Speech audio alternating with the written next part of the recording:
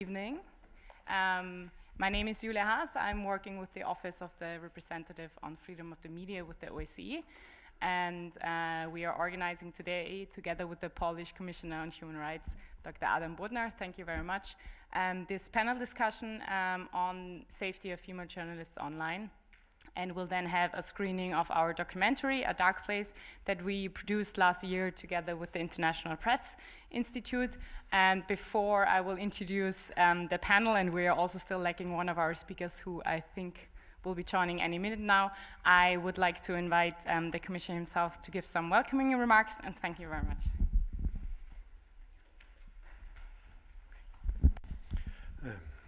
Dear Mr. Rapporteur, ladies and gentlemen, it is my pleasure to host you in the Office of the Commissioner for Human Rights.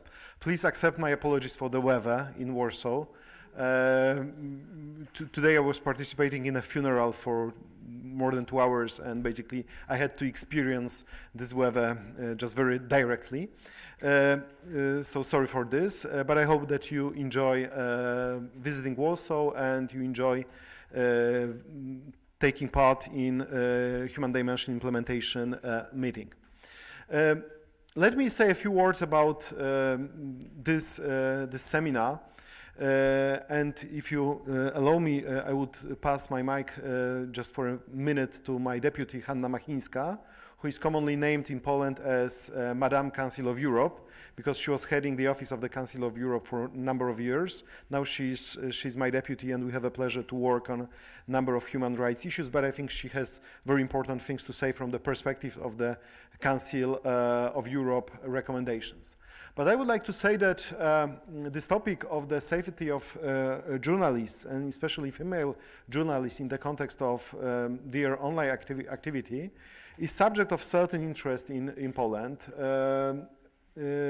I was informed that one of Polish NGOs, which is called Foundation Panoptykon, has produced a handbook for journalists, which is devoted to different issues concerning disinformation, but also safety of journalists. And it is interesting to, because we experience this, that whenever we have somebody who is active in the public life, when somebody is discovering some issues, when somebody is active in social media or is disclosing certain information, this person could be subject of attacks by other compatriots, by usually some far-right organizations, but also by basically some anonymous internet users.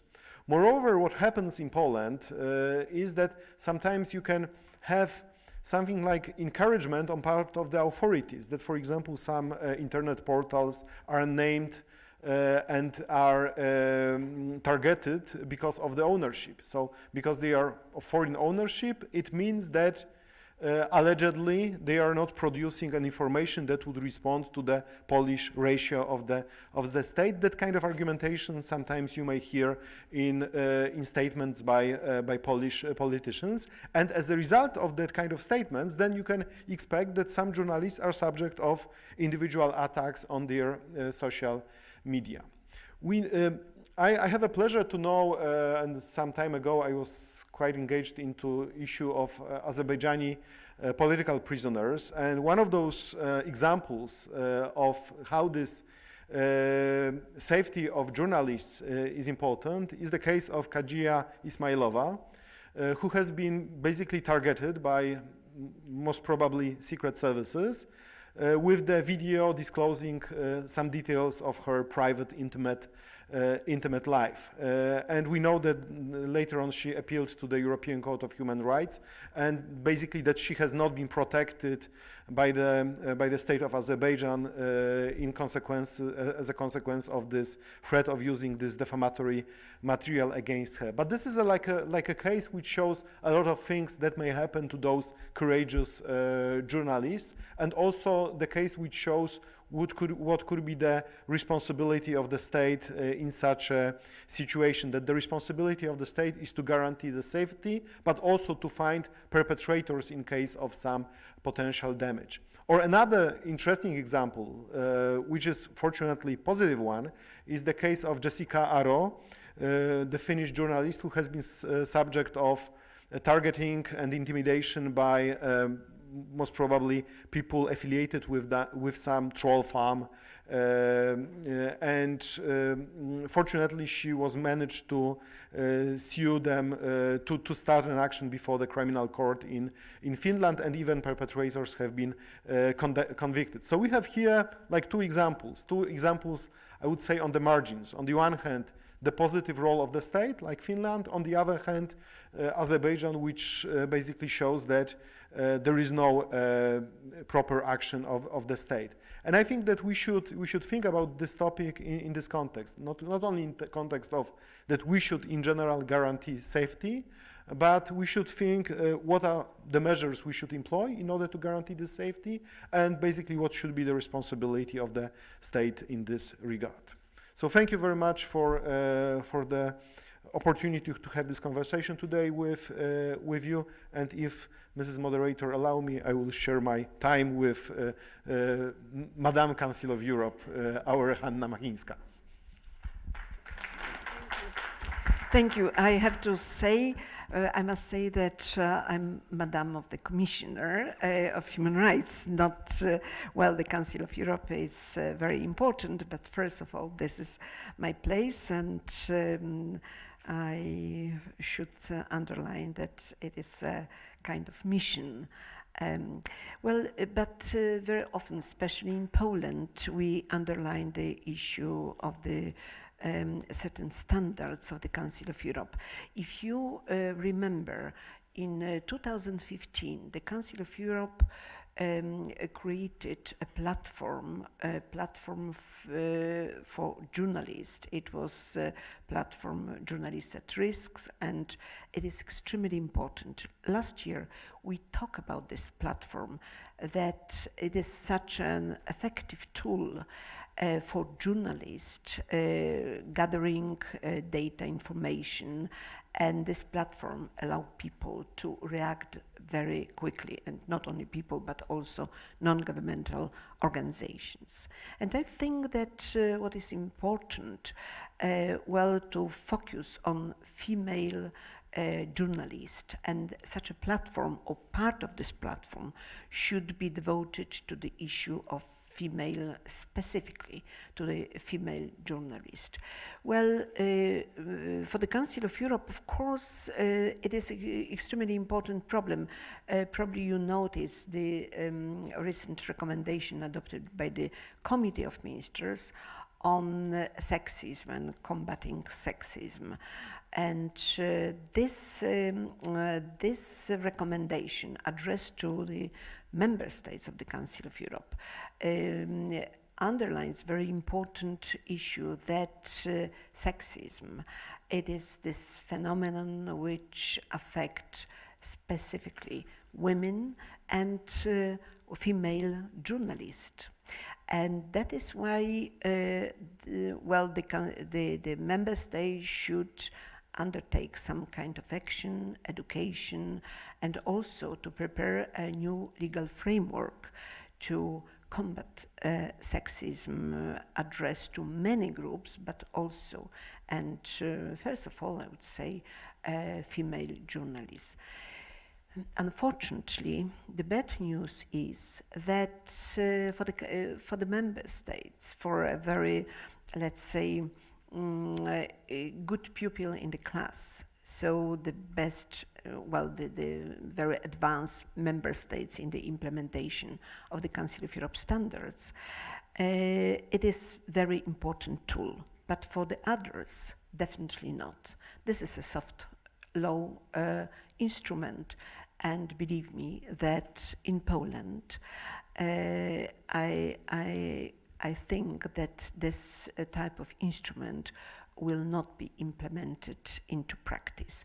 And that is why what is important, it is important the pressure from outside, it is important pressure from international organization, but also from our NGOs.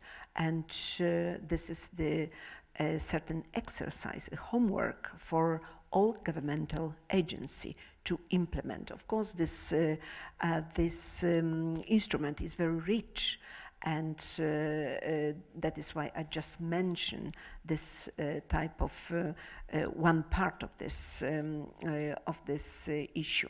But in fact, it is the member states should adopt long-term strategy to combat sexism, and especially as far as the online female journalist is concerned. So I think, thank you so much, and I join the Commissioner. I want to express our gratitude for your initiative to organize this debate, and let's hope that many people who follow us at the moment, they will disseminate this knowledge and the result of our discussion, and it will be a kind of effect of today's panel debate. Thank you very much.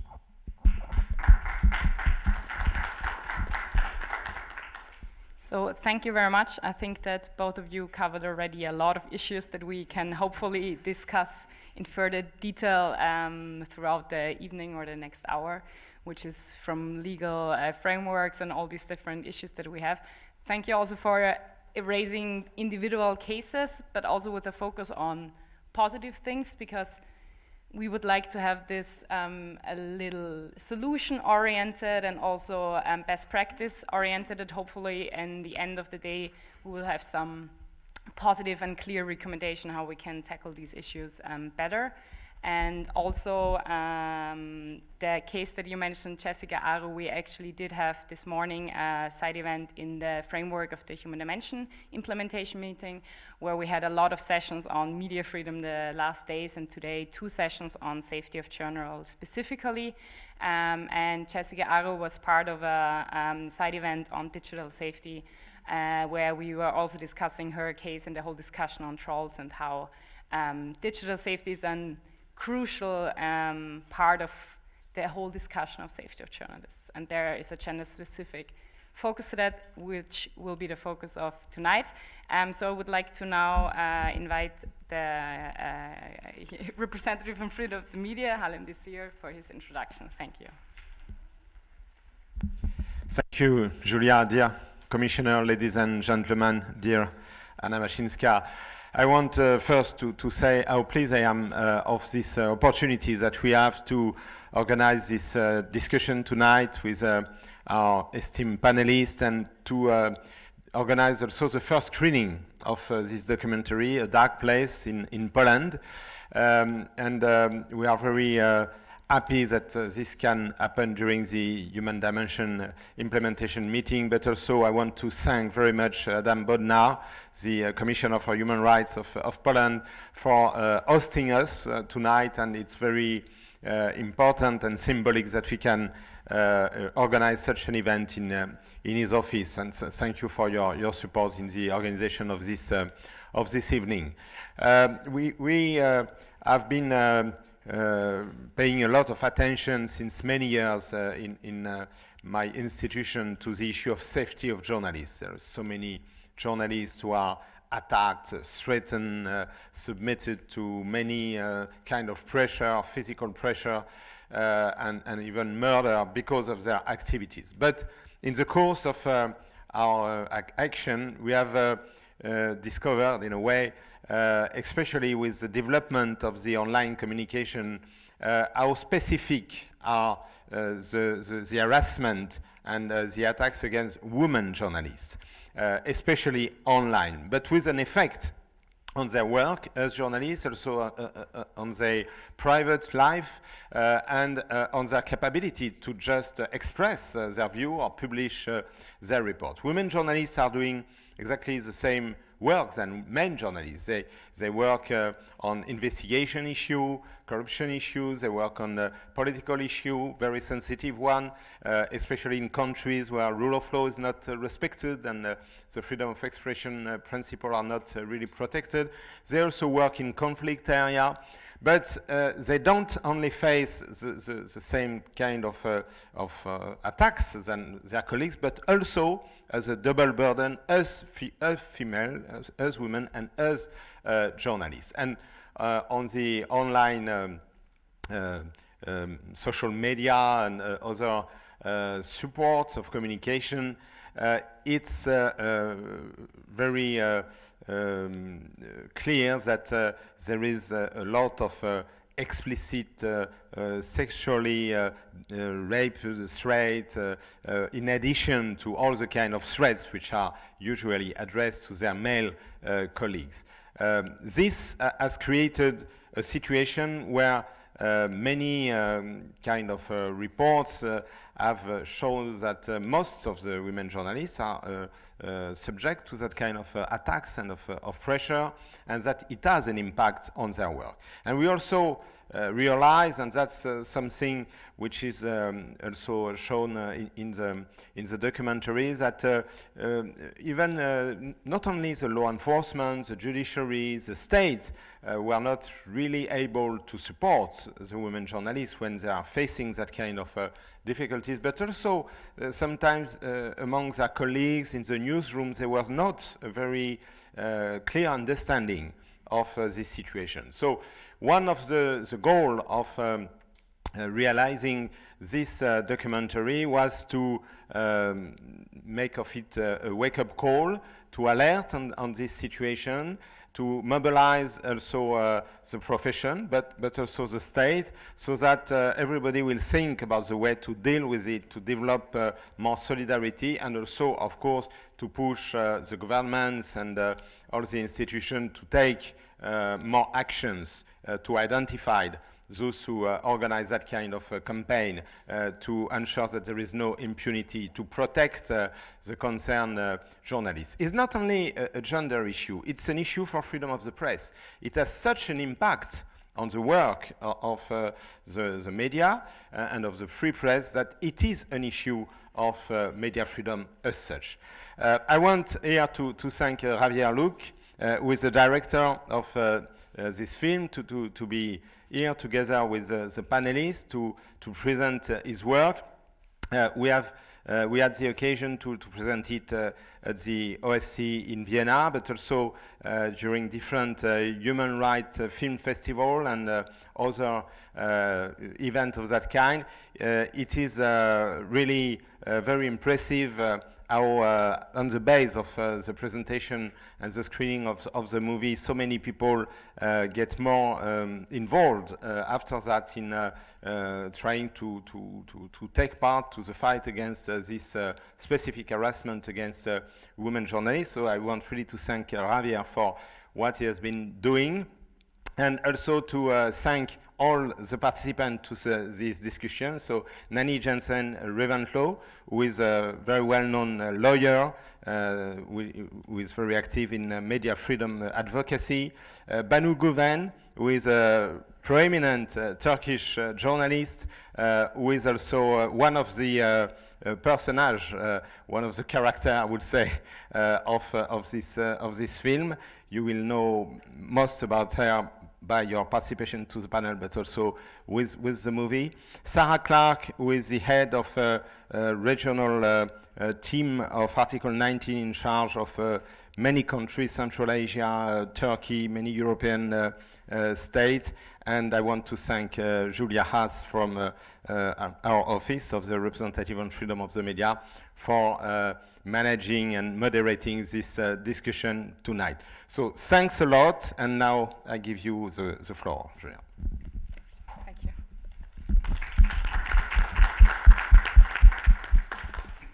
Thank you very much, and thank you also for already introducing our excellent speakers and panel. So maybe let's just get into it, and also before we start, maybe I just want to say we want to make it as informal as possible. So please do engage if you have any questions or comments or want to share your experiences or expertise on the topic. Please let us know, and then we can include you in the discussions. So maybe Banu, I can start with you as one of the main protagonist in the movie, and I would like to ask you to share your personal experience and your story, and maybe also focus on how and what empowers you to kind of escape this dark room and this dark place of online harassment. Thank you. Thank you. Thank you very much. Is it on? Okay. Hello, everyone. Thank you for being here. And it doesn't. Okay. Maybe I should just. Yeah. Now it will. Okay. Well, thanks for coming again. My name is Banu Güven, and I'm a journalist from Turkey. I started working as a journalist when I graduated from high school. Actually, I was very young. Wait. Yeah. And I had other expectations, actually. I mean, I have to tell you, it's been 30 years, almost, or more. And I did not expect back then that journalism would be such a tough job to do. Well, usually in countries, in some, I mean, like in European countries, let's say, journalists wake up in the morning, go get their coffee and read their newspapers, and then go to the news conference and then prepare their, I mean, they are busy with their work and so on, and come back home, and this is an ordinary day. But for us, for journalists and critical ones in Turkey, it's not like that. Most of us, we lost our jobs and so on. And plus, as female journalists, if you resist, you don't surrender to the government, you also become an object of hate because you're critical, plus because you're a woman. So the level of hatred, the level of online harassment we female journalists, women journalists face in Turkey is, I have to admit, higher than the amount, I mean, the level, the nature, or more, how should I say, grave than the nature of what our male colleagues get. Because a part of being called a traitor, terrorist, what else, Javier? Everything. Yeah, and then, I mean, then come also sexual harassment on top of it, like really, really brutal scenarios of how he or they, and I'm talking about he, of course, it comes from the male audience or trolls, how they are planning to kill you, right? I mean, like details, broken bottles, wine bottles, by the way. I mean, they really want to hurt you, and they really want to at least hurt you with these words and descriptions and these verbal attacks. Then sometimes, I mean, I remember there was a day, I believe I talked about it in the movie too, where I decided to report these tweets of hatred and everything to Twitter. It was like, it was maybe not much of a rational thing to do that, because it took some time. Like, I reported 200 tweets like that, because I had criticized a minister who was praising martyrdom, who was praising the death to fight for those who were fighting against terrorism, like this PKK, the Kurdish party.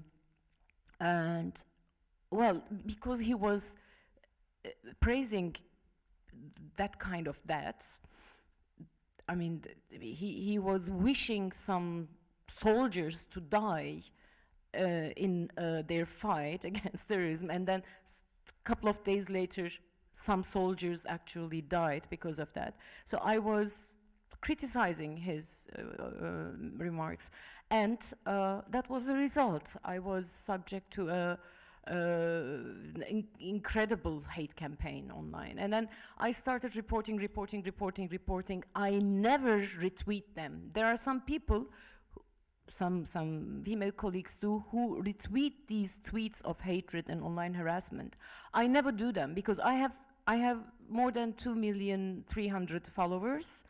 Well, you know, Twitter made screening, or I don't know how I should call it. Some trolls were just taken out of all the accounts, like they made some cleaning some time ago, and that's. I still believe that there are a lot of bots and so on among these 2,300,000 people, but I won't share this hatred, these threats. I won't make them hurt more. That's why I never retweet them. I think that's one of the most important things to do. I mean, if this threat comes from a well-known personality who you know that this is a real person, you know who it is, and then you know that, I mean, this person exists and could do you harm, or it's a scandal that he is threatening you that way, then you can retweet and make it public and make it an issue. The other way around, you can make it an issue through movies like that, but it's not, I mean, if you retweet them, then you serve to their purpose, and then many others will follow these people. And this happened to me some years ago when I tweeted about the Turkic and also Kurdish, but mostly Kurds celebrated because it has also a political side, the spring feast, Nevroz.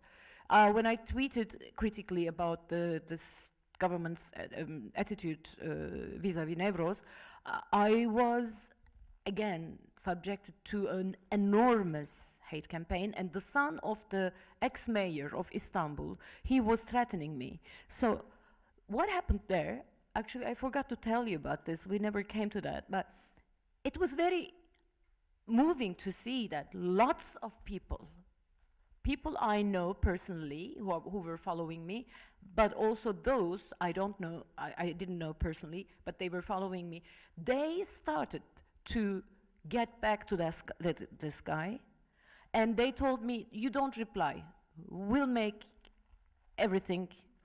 everything possible to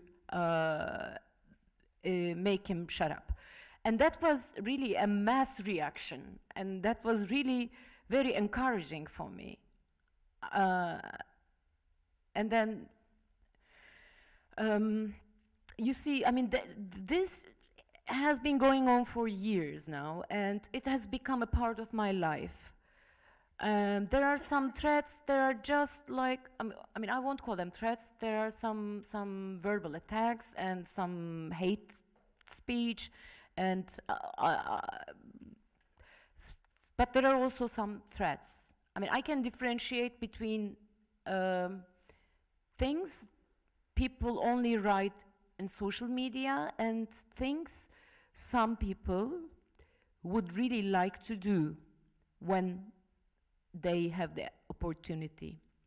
One of them recently wrote that I was going to be his first target the moment there will be a chaos in the country. I better be aware, and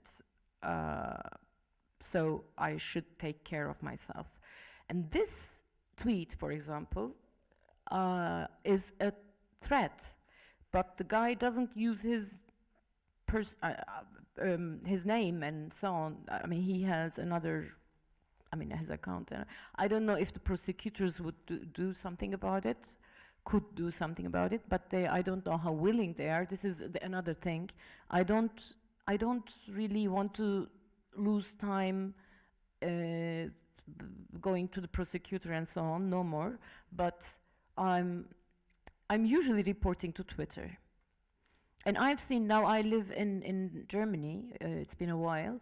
In Germany, well, in Turkey, it's, in the Turkish Twitter, I would say, it's easier to report such kind of tweets and so on. But in Germany, you really have to, maybe this is another subject we can discuss. I mean, if you want to report a tweet, you really have to know these articles. Which article are you referring to and things like that. I mean, this is not easy. Anyway, this is a part of my life now. I'm not getting frightened. I'm just aware that they exist, but I don't care.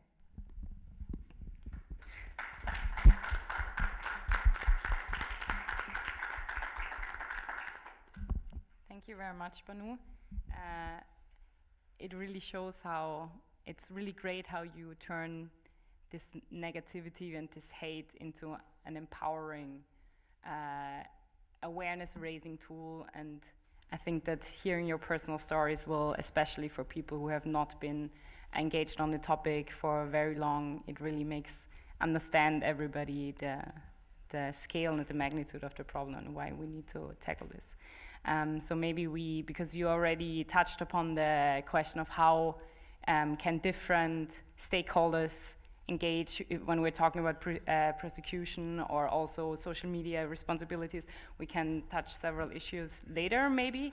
So I would come to Nani, and maybe you can talk about, you have been working with the project from the very beginning on, so we have been cooperating for many years now, and you have founded the Digital Freedom Fund, which advocates digital rights in Europe, and you're also a human rights lawyer, so you maybe can give us a little bit of an overview of exactly these mechanisms which are in place, which should be in place. What do we have? What would we still need to better address the problem of online harassment? Thank you. Thank you so much, and thank you for sharing your story. I guess I would want to first express my admiration for journalists like you and all the journalists that Javier interviewed for his documentary. And the case that was mentioned earlier by the commissioner, also the case of Khadija Ismailova, who I've had the privilege of representing before the European Court in the case that you mentioned. And I think also that examples like that also show that fighting back actually can make a difference. It's not an easy fight, and it's not a fight that's easily won, but it's an important one to continue. I will indeed address the question of what mechanisms should be in place to kind of tackle online harassment of women journalists. But I want to kind of make sure that we all have the same kind of framework on our radar, meaning that what I'm about to discuss is about how can you nationally implement those obligations that states undertake when they sign on to human rights standards, right? And there's two obvious kind of baskets of rights that you will look at when you address the issue of harassment of women journalists online. That's, of course, CEDAW, the Convention on Elimination of all Discrimination Against Women, and its prohibition of gender-based violence, and, of course, the ICCPR in Article 19, the right to freedom of expression. And to keep in mind that states then have the obligation to respect, protect, and fulfill, right? So respect, refrain from interfering with human rights, to protect individuals against human rights infringements, and fulfill is to create positive circumstances in which the right can be enjoyed. What are the mechanisms that should be in place? So I listed kind of 4 general options, and I want to kind of dive into one of them in a little bit more detail. So the first one is having better legislation in place or a better application and interpretation of existing laws. And I will dissect that one in a little bit more detail in a moment. Second point is having better education for law enforcement. That means better education, both on what harassment actually means, what are the forms and shapes that it could take, but also technology. I wrote a piece in the context of the Sofio program at some point, and I quoted there a journalist who reported to the police that she had been harassed on Twitter, and the police officer's response was, "What is Twitter?" That's quite a hurdle to get over if you are going to report online harassment. So those are very basic things, but unfortunately areas in which further education can sometimes be necessary. A third element is better education of judges. A better understanding of how technology works, how it actually allows for crossing into our offline world as well, and also just general, like basic understanding indeed of how does social media work, how do people interact with each other, what would the idea be of having a mob of people just kind of all of a sudden piling all over you in your newsfeed. And then the fourth issue is having more/better resources for law enforcement. So indeed, like how would you track who is behind the handle? Not everyone is a sophisticated computer genius, right? And IP addresses can be traced relatively easily. And if you have the right software and the right skills available within law enforcement, you can actually come quite far. This is not, and yeah, and it's not to say that that will always work, but at least it's a better step in the right direction. And I agree, willingness, skills and willingness, that is absolutely true. So I wanted to talk a little bit more, if that's okay, about the idea of the legislative framework, which I think is important to look at a little bit more closely. The first suggestion is to actually use the flexibility that's inherent in a lot of legislation that we have. It hasn't been written specifically for the online context, but it can be interpreted to cover that area as well. And that can be done by both prosecution and by courts. It's about looking at the kind of slightly more open-ended phrases in framings in the law and kind of saying like, okay, we can apply this in a different technological context than the one in which the law was written. If this is not possible, then it's important to look at amending the laws to make sure that they actually extend to the online context. A third option is to adopt specific measures that penalize specifically harassment that is of a sexual or of a sexist nature. This is often an element that actually is lacking in national legislation, and it's important to take that aspect into account because, as you also stressed, harassment of women journalists often is of a sexual nature. It's sexual violence that's being threatened with, and women are being attacked for the fact of being women. A fourth thing to consider is to expand the scope of definitions of harassment from only direct communication means, so from one person directly targeted at someone else, such as a threat, to also more indirect measures, such as creating fake profiles, publishing photoshopped photos, all of those things, which are also really insidious ways to harass a person into silence. And the fifth suggestion that I want to make is to consider legislating in such a way that online harassment campaigns are also prosecutable. Because quite often it's a lot of individuals taking really small steps that in and of themselves don't meet the threshold, but the mob action and the mob nature of the harassment does meet the threshold of an assault. Of course, very important to keep in mind here, the right to freedom of expression. We shouldn't all just go ahead and adopt really broad laws that make it really easy to prosecute these types of crimes. So any legislation that is considered should, of course, meet the three-part test, right? It has to be provided by law, meaning that it has to be specific, it has to serve a legitimate aim, well, that is obvious, and it has to be necessary and proportionate. So it has to be some really careful drafting going on there. And another thing that states should consider when entering into this realm is to adopt a tiered approach. So looking at a system in which you can escalate from civil remedies to criminal remedies, not jump right away to heavy criminal penalties, but make it possible, for example, for the individual journalist to take action herself in court. And if that fails, the possibility should be there for a prosecutor to resort to criminal measures. And then just to conclude, I just want to adhere to what the representative just said. It's not an issue that's just a gender issue. And I also don't think it's not just an issue of media freedom. Today, and I'm sure the previous days, which I didn't attend all the conversations, the connection between the media and democratic society has been emphasized. And this is why I always think it's good to kind of make that additional step. Harassment of women journalists is an issue of democracy, actually. It's a threat to our democracy.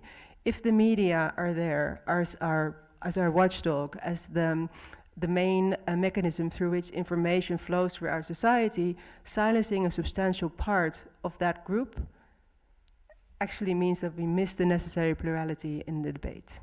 Thank you.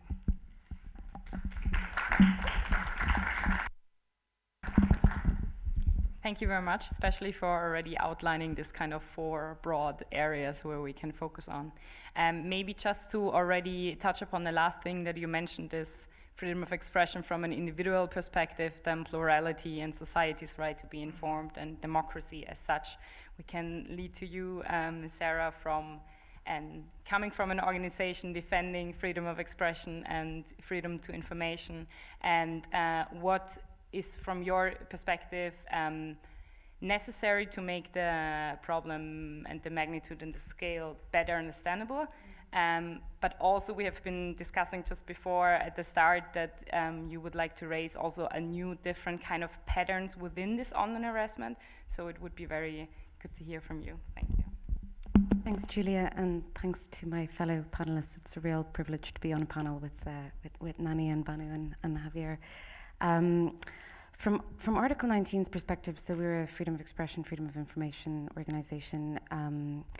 We've been undertaking research on the situation of online harassment of female journalists for a number of years, and we're developing at the moment a new methodology, and it's called the anatomy of violence, and it's the anatomy of violence against women, and it's really looking at all of the tiers that are involved in this sort of harassment, and that's both what's happening on the surface, so as Banu described, open Twitter, open tweets that target and attack you, but also what's happening behind the scenes, especially in closed Facebook groups or other such groups, where often, what you'll see in the film, and what is really important is to also distinguish between individual attacks and coordinated attacks. And what we often see with female journalists, female human rights defenders, is a coordinated attack, politically motivated, and highly coordinated. So you have a whole. It's very interesting when you unpack how individual threats take place.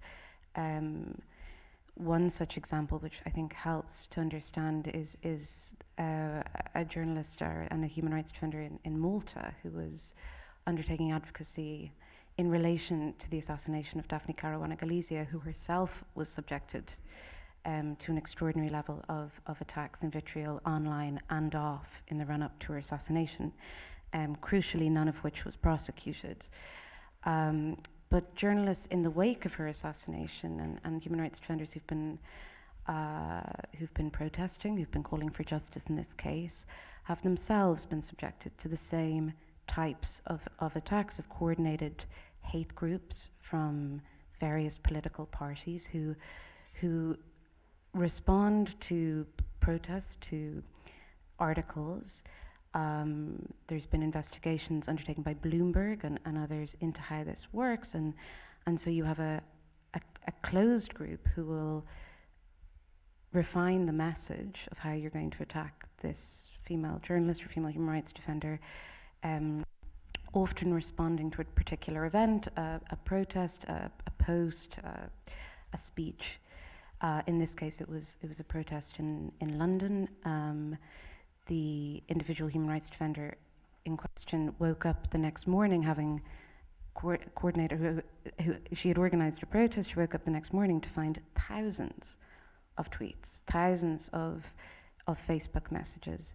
She was doxxed, so, which is to say her personal details were published. So the home address of her family, her address in London, so both in Malta and were both published online. She was forced to go to the police both in London and in Malta to have this followed up and to understand what had happened. And then there was a very interesting investigation undertaken by Bloomberg to see exactly how this works and how these closed groups work and orchestrate the attack, refine the message, and unleash a coordinated, systematic attack on the individual. So those cases, thankfully, are now being prosecuted, and that's very important. And I think what Nani and Banu have really underscored is the need. There has to be accountability, and there has to be clear legal process. And I think the Khadija Ismailov, I was very pleased Nani mentioned that she is the Khadija's legal representation, and the importance of going on the offensive, in a sense. Well, we're going on the reporting the attacks and ensuring that there is criminal accountability. In the case of Khadija, it was so important to bring that case to the European Court because it was so important to expose exactly what had happened in that case and to seek a remedy.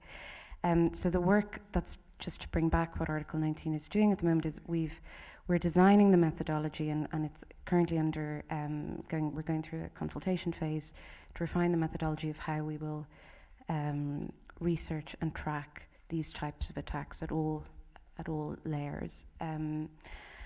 What's been interesting over the last year, and a trend that's become more clear to us through this research, is how women journalists in particular in the threats they receive, they're both sexualized, but they often go after the family of the journalist. This isn't new. This is something that's gone on for a very long time, but sort of pre-online harassment. But it's something that we're now able to document much better. So across this region and globally, we've seen how very often you have a situation where a female journalist is threatened herself with rape, but also her children. This doesn't happen as often with male journalists, regardless of whether they have children. So we've seen in the research that we're looking at to date, it's nearly all female journalists who are subjected to this, and you can imagine the level of fear that a threat on the life of your child or the threat of rape of your daughter would instill. And what we've seen in one example in Serbia, which is a positive example in this case, a journalist who was reporting on protests, who received a series of sexualized threats, both against her, but against her daughter as well. And in a series of tweets, she was threatened that the perpetrator knew where her daughter was at a given time, and that they would rape her, and that they would kill her in addition. Now, what was useful and what's been good in that case is that we have seen a prosecution, and we have a sentence. In that case, it was easier. As Nani mentioned, often law enforcement do not know how to handle these cases. In this case, the perpetrator was an individual. It wasn't a coordinated attack. It was an individual attack, one-to-one. And while he did have an alias on Twitter, it wasn't that hard to find him. And through his IP address, he was found, and he's now been sentenced to 8 months house arrest.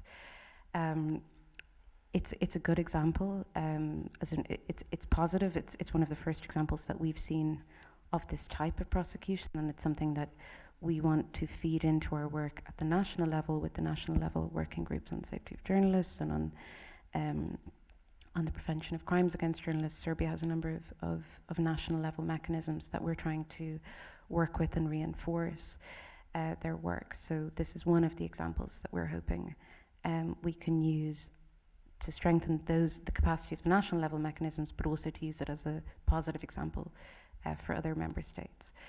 On your point earlier, I was really glad that you raised the Council of Europe's platform for the safety of journalists. Article 19 is a founding member and a contributor to the platform. And gender is one of the areas that we're looking at in particular over the next year, both gender and the SDGs, the Sustainable Development Goals, and the goals around media freedom. We will be using the alert system that we have on the platform. to highlight gender-based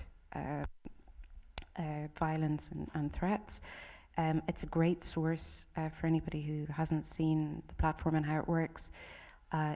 It's important because it alerts the state immediately to the violation, and the state is supposed to respond. In certain countries like Turkey, we haven't had a response in 3 years to these alerts. So we really encourage member states to respond, but we do see it as a very important source of information and of reporting on threats. So those are just some of the areas that we're looking at the moment. There's a lot of really, it would be remiss of me just to leave out, there's a huge amount of research going on from many different NGOs and research centres. It's obviously a really developing area, unfortunately, in terms of the scale and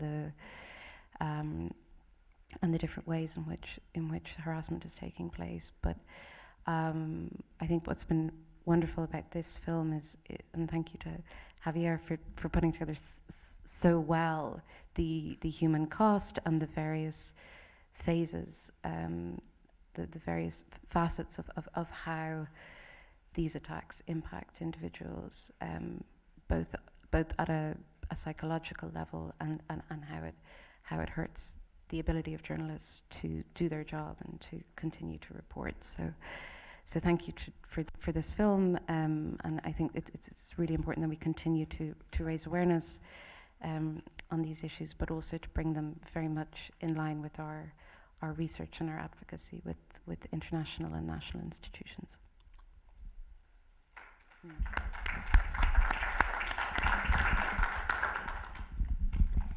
Thank you. Yes, raising awareness is certainly the first step, but thank you also for sharing already a concrete positive example, because it always is, first we do need the understanding and we do need raising awareness to get to a level where policy maker and decision makers do understand the scale so that they're able to act.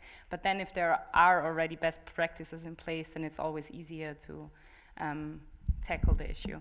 So now, last but certainly not least, Javier, you have also been working on the issue apart from the film and sharing story through this tool on the issues. Maybe you can also tell us a little bit more of your specifically, but also IPI's work on, especially when we're talking more on these patterns on how online harassment looks. Thanks. Well, first of all, thank you very much to the OSCE representative on freedom of the media, to Mr. Désir, to basically organize as well this session, and to the commissioner as well for hosting us. Before jumping to answer your question, and I promise I will answer your question, I would like to thank as well very especially Banu, Güven, because it is not easy. It's not an easy movie to do, and it's not an easy movie to do for many reasons. One of them is, how do you illustrate online harassment through images? You know, unless you're able to get into their intimacy, you know, into the private, you know, sphere of the journalist and see in the first glance, you know, that they impact, right? So thank you very much for opening the doors of your house, and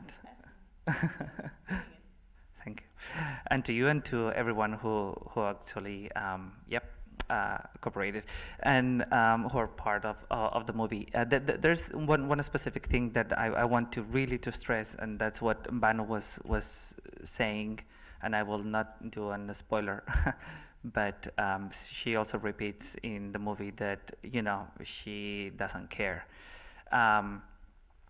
She doesn't care in the sense that, of course, it has an impact. But what I learned is that these women, journalists or journalists in general, they are not victims. So sometimes we, you know, when we talk about online harassment and so on, we tend, you know, instinctively to categorize victims, attackers, right? My experience in the last 4 years, not only with the movie, but interviewing more than 100 and something journalists with regard to online harassment in several countries, is the fact that they are not victims, because they wake up every single morning to carry on doing their job. regardless the number of the threats their daughters, their sons, their families have received. They are not heroes either, because it actually tells very, very little about the democratic values of a country if a journalist is left to do the only thing that a journalist, is left to do, to be able to do their job, is an heroic action. So that tells very little about the democratic values and the support of the and the safety mechanisms in the countries.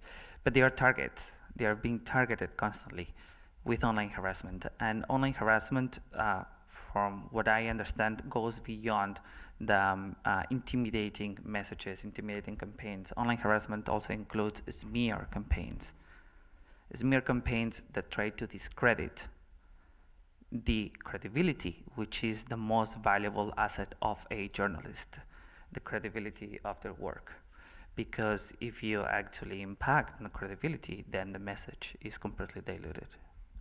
So these are just a couple of points that I wanted to actually raise, and I will be very, very brief because I think it would be interesting to open, for the floor for questions.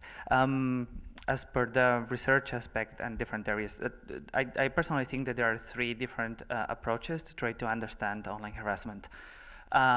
Both intimidating smear, either individual or coordinated attacks, campaigns. One is to understand the patterns of the attacks, who is behind, why, and how they do it.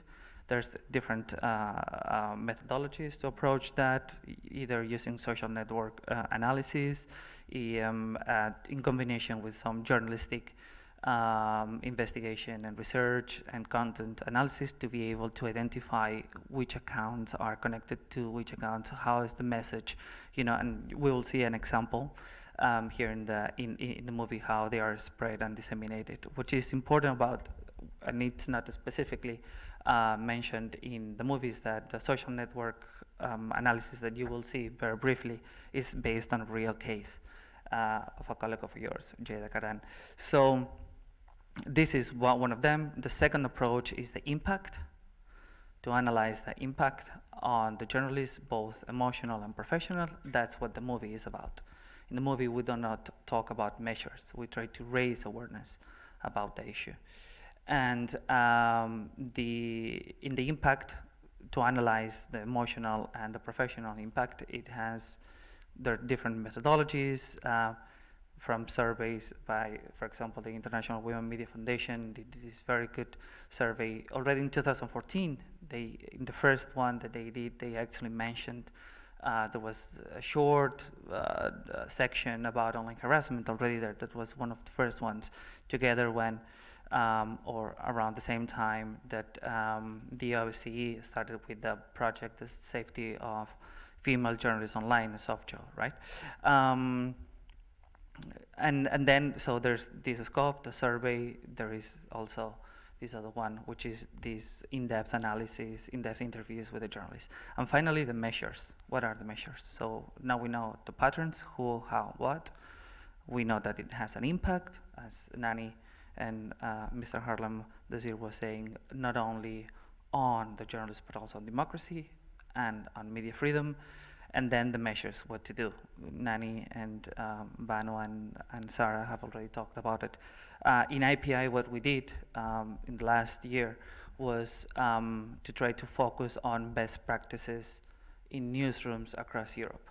So we visited 45 newsrooms in 5 EU countries. Actually, Poland was one of them, and I am very happy to have, and I was the privilege, basically, I had the privilege to work with a very highly reputed journalist here on the ground, Annabelle Chapman, and together with her we were able to analyze what were the best practices, if there were best practices here in Poland in the newsrooms.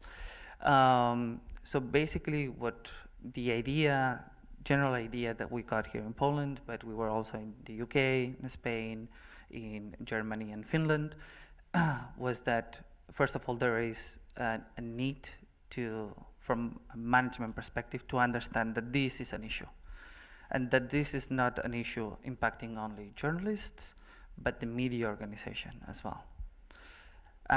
Second, that it's very important. Congratulations, by the way, because I wasn't able to do that.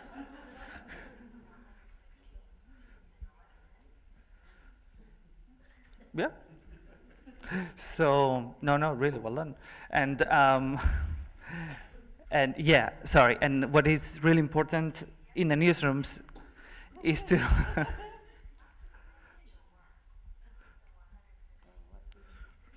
well, no, it's fine. You made it. Thank you. No, and to create, this is a very important, and with this I finish. If GPS, Google Navigator. This is an important point for newsrooms, because I come and I work for the International Press Institute, that we are a global network of journalists and leading editors in many countries around the world, that actually Banu is one of our members as well, is to create in the newsrooms a culture that it is a safety culture. So any journalist that is targeted, feels that it's okay to come forward and report and put the right report mechanisms in place, support mechanisms. We can talk about that for hours. But what is really important is creating this conducive culture within the newsroom. So no journalist feels stigmatized, that is lesser of a journalist if they come forward and, report, because since this is something that, now it's the new normal. No, it shouldn't be the new normal. So we need the support of managers and publishers and editors to actually create this conducive culture. That's it. Thank you very much. Thank you for outlining the role of newsrooms, because I think what we have heard so far is that there actually is a role for everybody. There's a role of every part of society if we want to tackle this, and we need to tackle this from freedom of expression, media, plurality and democracy point of view. And I would like to now open the floor to the audience. We do not have that much time left anymore, because we still want to screen the movie, which takes an hour, but we would love to hear if you have any questions or comments.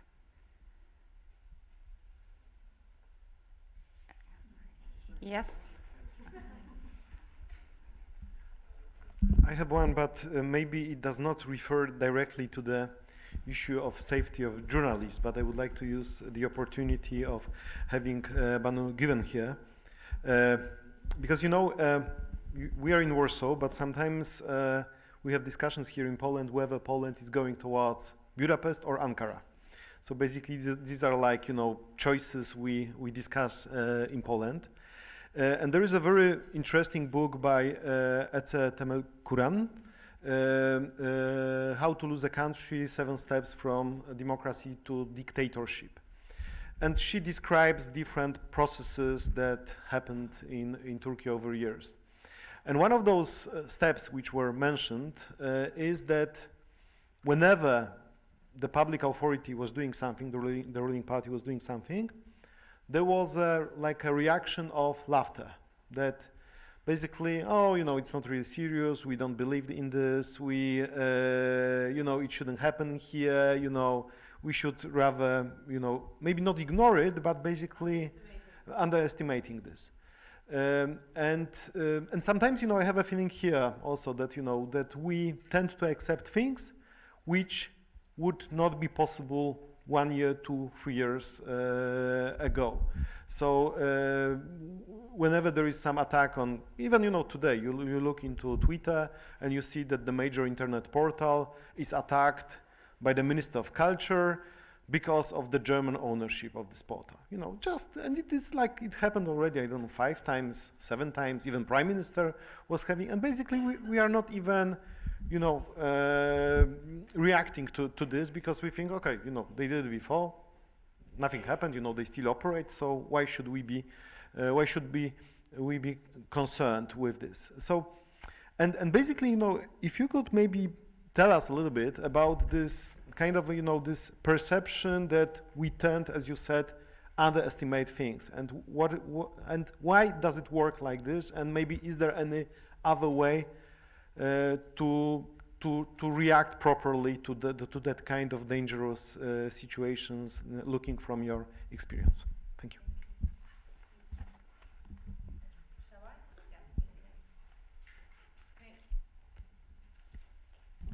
Thank you very much for your question.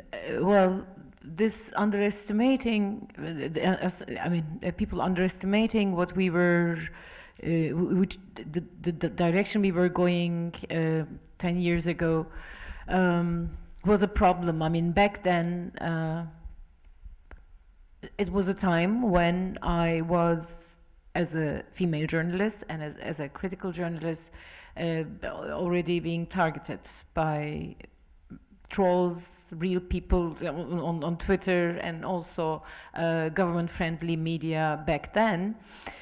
But some of us could foresee how severe the situation is going to be, because it's a systematic thing. Actually, it doesn't surprise me to see similar patterns in Hungary, in Poland, in Turkey, in Russia, in Azerbaijan, in the United States, everywhere. I mean, we call that, for example, in terms of media, if we talk about the media, it's the simple systematic of media capture in those countries. And, well, in some countries like Turkey, especially in the case of Turkey, because we always had a military dominance in the country, right? I mean, this laicism, secularism, supported by this military domination, which was really problematic from a democratic point of view. People didn't really give much chance to a government which had its roots in some Islamic movement, political Islam, and now was pretending to be liberal, but at the same time religious. But people really didn't think, like 10 years ago, that the military dominance, I mean, those who were supporting the main opposition and so on, that it would be over one day, and that this government and Erdogan would have the ultimate power and could go that arbitrarily in every aspect of life. And then the allies, for example, of Erdogan, okay, they may get critical, there may be some disputes from time to time, but it's the whole chain of neoliberal relations between the countries, businesses, and so on, and they are all supporting each other. So in terms, and because of the political culture in Turkey, people didn't expect things going that way, that severely, and they were saying we won't become an Iran or something. So we are not like Iran, but in terms of the limiting freedom, various freedoms, we are in a very, very bad shape. And I think in Europe, in Poland, in Hungary, maybe because you are in the European Union somehow, that makes people think, I'm sorry, I mean, it's a strange situation, I would say, because there are so many things, I mean, like, which don't correspond to the criteria, to the norms and so on. That's why I said so. And Turkey is not in the European Union. Okay, that's the difference. Maybe that's why people don't really think that things will get worse. But in all the countries who call themselves, I mean, who I would also call democratic countries. And so this media capture is taking place. But in countries like Hungary, Poland, Turkey, Russia again, and Azerbaijan, we also see collaboration between the governments, businessmen, and criminals who also happen to be business people, like, you know, and they are supporting each other. And then you see some kind of criminal buying some media outlet somewhere else. And this, as a last sentence maybe, this collaboration, cooperation, solidarity between, I will call them criminals, and the government makes it easier for those who want to attack journalists in real life and in social media, because they have this green light for lynch mobs everywhere, like real in reality and also in virtuality. Thank you. I don't know if I No, was... thank you very much. Thank you. Yeah. Thank you. So maybe also because of the time, unless there are any other comments from the floor, no, then maybe just to end on a little bit on a positive note as much as it's possible in this context.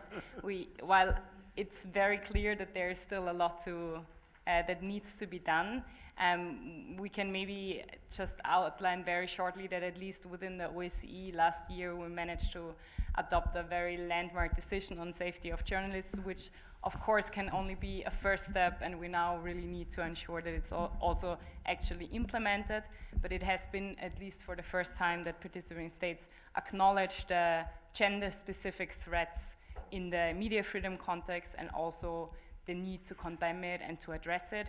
And also there was a second decision from the gender equality perspective, where also there was a specific reference on participating states committing themselves to tackle online violence against women, also through digital technology. Yes, so maybe just one, maybe I can ask all of you, just very briefly, because we should start the screening now, to have one final remark, maybe recommendations, what could be the role now of international organizations, civil society, how we can ensure that hopefully we can implement this decision and tackle the issue. Thank you very much. Okay, I was just going to say, I want to express my thankfulness again for being involved in this subject. As the representative, thank you very much. Thank you very much for having us here, and thank you very much for doing this wonderful job, Javier, because you made us feel, I mean, me and my colleagues feel stronger, you know, because this whole thing, giving this issue a space, being able to touch this issue, this problem, took us out this dark place, actually, because we were more or less experiencing it on our own. So, okay, it was a known fact. We would not talk about every kind of smear campaign or hatred, online harassment, etc. among each other, but we were supporting each other all the time. But this is something else. I mean, we raised our voice, and through your efforts and wonderful work and your support. So I just wanted to thank you and thank you and thank you for the, I mean, it's so promising. It's so good to have you. It gives us really hope. You should know that. That's all what I would like to say. I think that was a very beautiful final remark. So I would like to thank all of the excellent speakers, and once again, thank you very much to the Commissioner for giving us the possibility, or co-hosting this event and giving us the possibility to screen the documentary. So thank you again, and I would like to ask you to now start with the screening. And sorry, one more second, because I know some of our speakers will need to leave a little bit earlier before the movie finishes, so maybe we can thank again our excellent speakers. Thank you very much.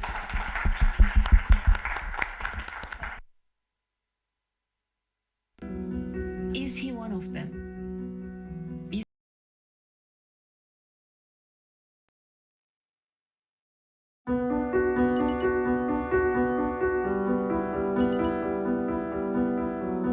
Is he one of them? You see, that's the question which comes to your mind.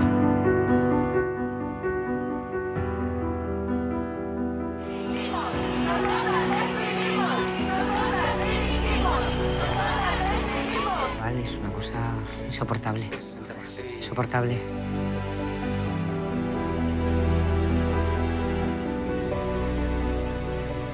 Maybe he's, like looking at me right now or going behind my back. I have thought about coming off social media, but then people who actually are there who want information, which is the most important thing for me, then they lose. And then I lose. So what's the point of that?